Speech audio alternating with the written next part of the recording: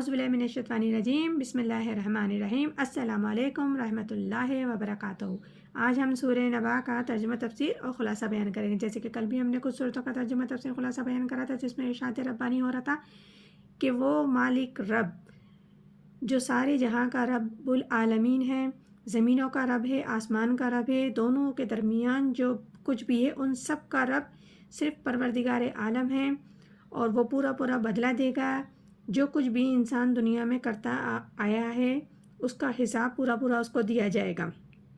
آگے ارشاد ہے یوم یقوم الروح والملائکۃ صفا ولا یتکلمون الا من اذان لہ الرحمن وقال صوابا۔ جس دن کھڑی ہو روح اور فرشتے قطار باندھ کر، کوئی نہیں بولتا مگر جس کو حکم دیا رحمان نے، اور بولا بات وہ ٹھیک۔ یعنی کہ جس دن کھڑے ہوں گے تمام روحیں اور جبرائیل بھی اور تمام فرشتے بھی، اور جبرائیل علیہ السلام تمام فرشتوں کے سردار ہیں، وہ سب خشوع و خضوع کے ساتھ کھڑے ہوں گے، احترام کے ساتھ ہاتھ باندھے صفے باندھے، روحوں کی بھی اور ملائک کی سب کھڑے ہوں گے، اور وہ بھی نہیں کریں گے کوئی بات، یعنی کہ فرشتے بھی کوئی بات نہیں کریں گے سوائے اس کے جسے رحمان کی طرف سے اجازت ہو، اور بات بھی وہ سب صحیح صحیح کریں گے، کوئی غلط بات یا بلا ضرورت سے زیادہ کوئی بات نہیں کرے گا، یعنی جتنی اجازت ملے گی بات اتنی ہی کریں گے، گویا کہ بولنا بھی محدود ہوگا، یہ نہیں کہ وہ جو چاہیں وہ بولتے رہیں۔ آگے ارشاد ہے ذالک یوم الحق فمن شاء اتخذ الی ربہ مآبا، اور وہ دن ہے برحق، پھر جو کوئی چاہے بنا رکھے اپنے رب کے پاس ٹھکانہ۔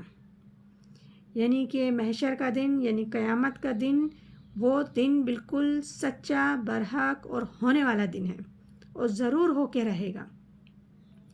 کسی شک و شبے کو بھی اپنے دماغ میں مت لانا اس دن کے حوالے سے، اور ابھی تو موقع ہے، جو چاہے اپنے رب کی طرف اپنا ٹھکانہ بنا لے، کیونکہ جب تک انسان دنیا میں ہے اگر کوئی توبہ کر لیتا ہے، اپنے اعمال بہتر کر لیتا ہے تو اس کی مغفرت ہو سکتی ہے، اور پروردگار عالم بہت بڑا رحمت للعالمین ہے۔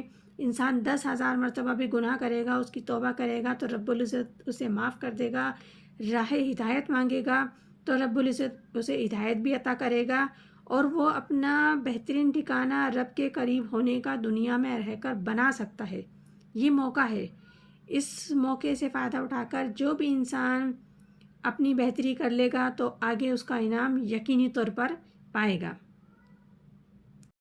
آگے ارشاد ربانی ہے انا انذرنکم عذابا قریبا یوم ینظر المرء ما قدمت یداہ یقول الکافر یا لیتنی کنت ترابا۔ جس دن دیکھ لے گا آدمی جو کچھ بھیجا اس کے ہاتھوں نے، اور کہے گا کافر کسی طرح میں مٹی ہوتا۔ یعنی کہ اس آیت میں رب العزت فرما رہے ہیں کہ ہم نے تمہیں خبردار کر دیا ہے، تم یہ نہیں کہہ سکو گے کہ تمہیں معلوم نہیں تھا۔ اس عذاب سے تمہیں ہم نے ہر بار خبردار کیا، جو کچھ بھی تم افعال اعمال کردار کرتے تھے اس کے بارے میں خیر اور شر ہر چیز تمہیں بتا دی تھی، تم یہ کہہ ہی نہیں سکو گے کہ تمہیں معلوم نہیں تھا، اور تم سوچ رہے ہو کہ وہ عذاب دور ہے۔ وہ عذاب دور نہیں ہے، وہ تو ادھر ہی ہے، کیونکہ ادھر آدمی کا دم نکلتا ہے تو وہ قبر میں جاتا ہے، تو ہر قبر جنت کے باغوں میں سے ایک باغ ہے یا دوزخ کے گڑھوں میں سے ایک گڑھا ہے، اور جب باقی قیامت کی بات ہے تو ہر انسان اپنی آنکھ سے دیکھے گا کہ اس کے دونوں ہاتھوں نے آگے کیا بھیجا، اور کافر کہے گا کاش کہ میں مٹی ہوتا، مجھے شرف انسانیت نہیں ملا ہوتا، کاش میری ماں نے مجھے پیدا ہی نہیں کیا ہوتا۔ یہ اس وقت کہے گا جب چوپائے تمام جانور مٹی کر دیے جائیں گے۔ حضرت عبداللہ بن عمر رضی اللہ تعالیٰ عنہ سے روایت ہے کہ قیامت کے دن ساری زمین ایک سطح مستوی ہو جائے گی، جس میں انسان، جنات، زمین پہ چلنے والی تمام مخلوقات، پالتو جانور، وحشی جانور سب جمع کر دیے جائیں گے، اور جانوروں میں سے اگر کسی دنیا میں کسی دوسرے جانور پر کسی نے ظلم کیا ہوگا تو اس سے اس کا انتقام دیا جائے گا۔ یہاں تک کہ اگر سینگ والی بکری نے بغیر سینگ والی بکری کو مارا ہوگا تو اس کو بھی اس کو بدلہ دیا جائے گا۔ جب ان سب سے فراغت ہو جائے گی تو تمام جانوروں کو حکم دیا جائے گا مٹی ہو جاؤ، وہ سب مٹی ہو جائیں گے۔ اس وقت کافر لوگ یہ دیکھ کر تمنا کریں گے کاش کہ ہم بھی جانور ہوتے اور اسی طریقے سے مٹی بن جاتے، تاکہ حساب کتاب، جزا، سزا اور جہنم کی سزا سے بچ جاتے۔